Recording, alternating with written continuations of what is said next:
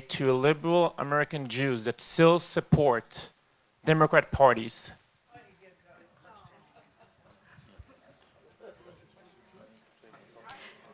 Perhaps I can ask you to make a comment on the rise of anti-Semitism outside of South America and how we can combat it.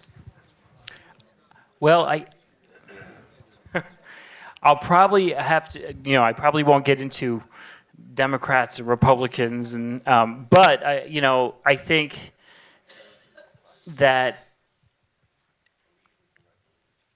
one of the things that we're seeking to do is educate people. This is not a partisan issue.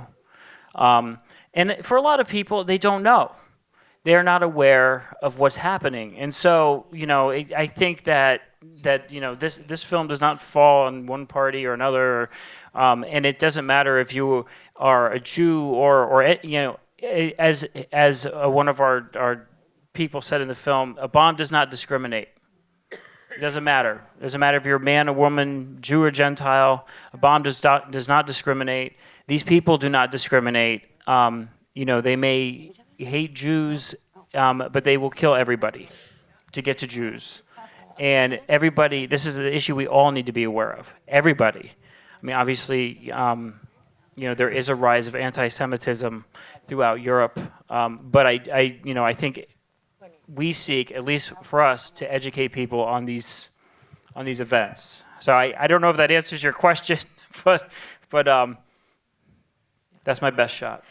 We're going to take one last question, as the producers have asked us, please, in the interest of mother-in-law dinners Mother's Day dinners. I have a very specific question. Nisman lived in a very affluent neighborhood, in a very, very exclusive condominium, I think on the 24th floor. Yes, the park. Right. Yeah. Now, with this, I heard he had security in the building, outside his front door.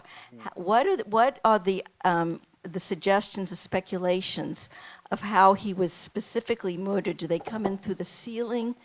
I mean, I've heard all kinds of things. Oh boy, the Nisman theories rival the Kennedy theories.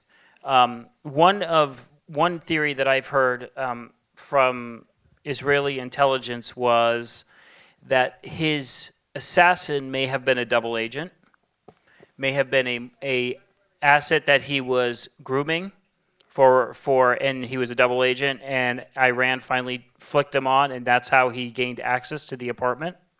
So Nisman would have let him in, thinking he's a friend. He would have turned, and he would have been shot in the back of the head. That's one theory. Another theory, he was actually killed in Uruguay and brought back.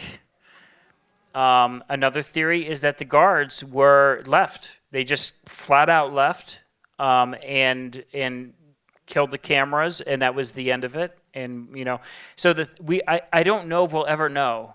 I think the government, one thing I've learned in my life is governments never admit they're wrong.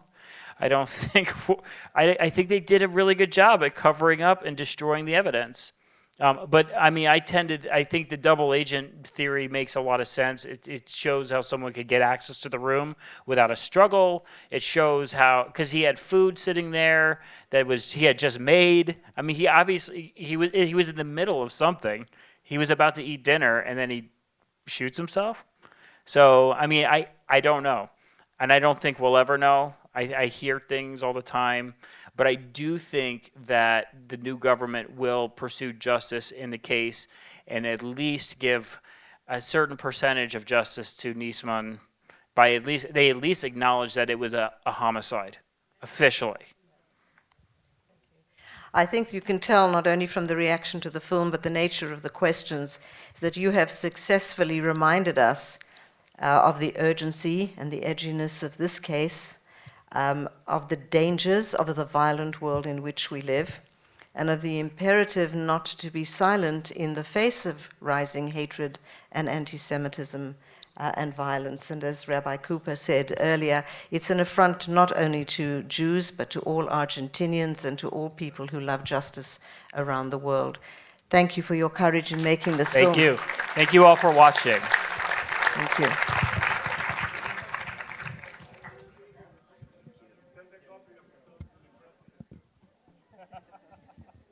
We thank you. you all for joining tonight, and we hope to welcome you again at future Allgemeiner events.